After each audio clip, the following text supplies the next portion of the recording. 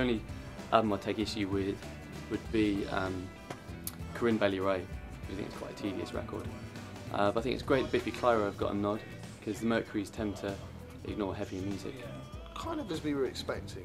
It sort of steered clear of too many new bands. I think they perhaps got their fingers burnt a little bit of Speech to Bell last year, but it's good to see like I Am Clue, you know, and people like Paul Weller in there who, you know, even though they're well into their careers, can get a nomination. I kind of like to see Foals win on a personal note because they're one of my favourite bands, and I think sort of trying to think inside the judges' heads, it's one of those albums that is sort of smack bang in the middle between being really sort of credible and arty and still being quite successful as well. I think it's a relatively good range. There's some things missing that I might have expected to see in there, like these New Puritans album.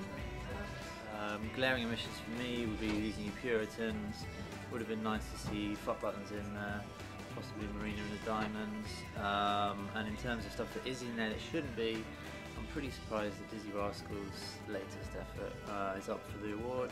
Mumford & Sons I thought was a given, the XX a given again, Laura Marling absolutely perfect for that kind of list. To be honest, there's not that many surprises.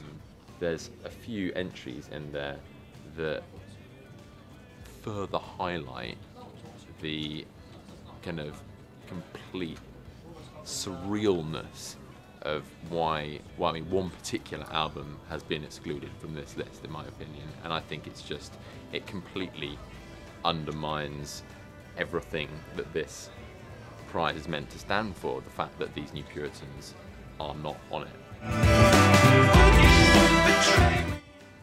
I've just got a feeling that maybe they might go for a band that are sort of connected with the mainstream just a little bit more, and I think maybe Mumford & Sons might get the nod. I think the XX are so obviously built to win the Mercury Music Prize. I mean, their music is almost like the ambient music of British society at the moment, because it's on everything from television, you know, little clips introducing things, that maybe the prize will turn against them. So if I'm going to go for an outsider, I'm going to say Paul Weller and Wake Up the Nation. So I think I'll go for something sort of straight down the line, credible and successful, but I'd like to see Foals win it.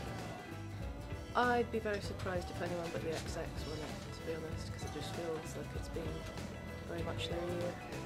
Personally, I quite like to see Kit Down's trio win, just for the randomness of their entry. But you can never tell, so who knows.